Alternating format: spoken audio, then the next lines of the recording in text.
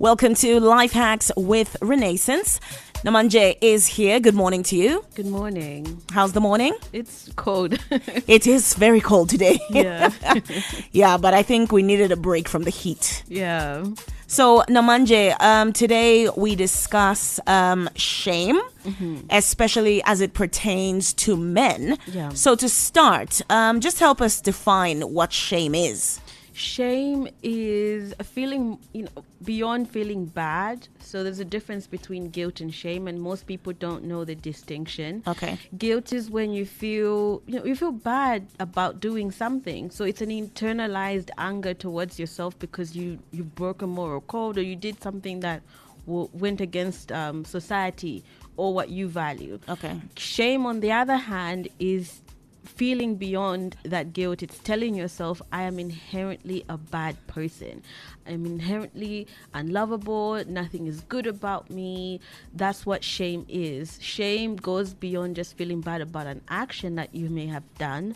It's about feeling bad about yourself as a being. Now, in your opinion, what are some of the most common sources of shame for men? It's a lot. There are quite a lot, but the one that pops up a lot is that when men fail to meet certain societal expectations that are placed on them. You fail to meet the expectation of the provider, and in this modern world there are women who are out earning a lot of men. So if society expects that the man always has to earn more, and you're in a relationship where your wife or your partner is earning much more, it can bring a sense of shame.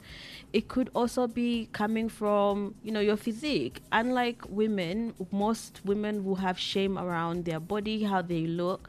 For men, it's more strength-based, how strong you may look or how strong you feel in comparison to other men, how well you fit into the model of, the traditional man, whether you meet those expectations or not, how many cars you have. Yes. If you don't have the number of cars, that can cause a sense of shame for a lot of men. Okay. And what are some of the ways shame can manifest in a man's life? It can manifest in their mental health. For instance, a lot of men who experience shame because, unlike women, they're not encouraged to express these emotions. Oftentimes they have to suppress them and push them down, and so it can come out as anger, it can come out as depression, it can come out as low self-esteem, and it may look a little bit different from women, in the sense that, again, men will most likely tend to go towards aggression than women would, because women are allowed to some extent talk about it, cry about it, Yes. in their friend groups, but that's not something that men are given or allowed to do, even in their friend groups. Okay. And so you notice it appear in their mental health. They have depression, they have anxiety. You might notice it in their relationships. They might become very detached, avoidant of being around other people, because shame tells you that you're not a good person and you're not lovable. So why would you be around others? It does also isolate you and makes you feel like you're less than. So they will want to isolate and not be around others. And then also in your career, you won't push yourself to certain extents because you don't feel like you're worthy. And on the other hand, some men might, work extra hard in order to prove that, this shame, I'm actually not, or for people to not see this deep-seated sense of shame that they have. So they might overcompensate by working extremely hard in their careers. This is, very sad ways that shame manifests itself. Yeah. But what are some healthy ways for men to acknowledge their shame, process their shame, rather than suppressing the shame?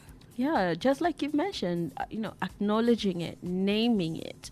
It's very important to be able to name what you're experiencing, because if you know its name, you know what to do about it. It's also important to talk about it. It is very difficult to be vulnerable, but you can find trusted people in your life. It could be a pastor, an elder at church. It could be a friend, a family member, or even a professional. But it's important to be able to talk about it and, get to the root of what is actually bringing up this shame. What is causing me to feel the way that I feel? And the more you talk, the less isolated you feel, because again, shame feels like I'm the only one who's experiencing this.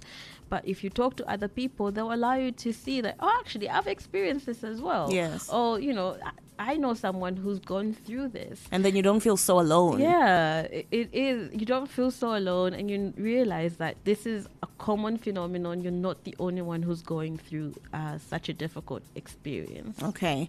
And Namanje, as we close, what message would you give to a man who is currently struggling with deep-rooted shame? I would want to tell this individual that you're not alone, one, and that you are worthy of so much more, and you need to be able to allow yourself to be vulnerable to talk to someone. You're not the only person who's going through such a difficult experience, and I'm not taking away from, it being difficult just because you're not alone. Yeah. But it's important to talk to someone, and you deserve to be heard. Okay. All right. And just do tell us what services are offered at Renaisense. We offer psychotherapy as well as psychiatric services, meaning that you can talk to a therapist when we provide talk therapy, or if you need psychiatric medications, we have psychiatrists on site. Okay. Namanje, thank you so much for being here. Thank you. All right. We do look forward to next week's topic, Life Hacks with Renaisense. The best of mid-morning radio from 9 till 12 on Hot FM. Number one for news and entertainment.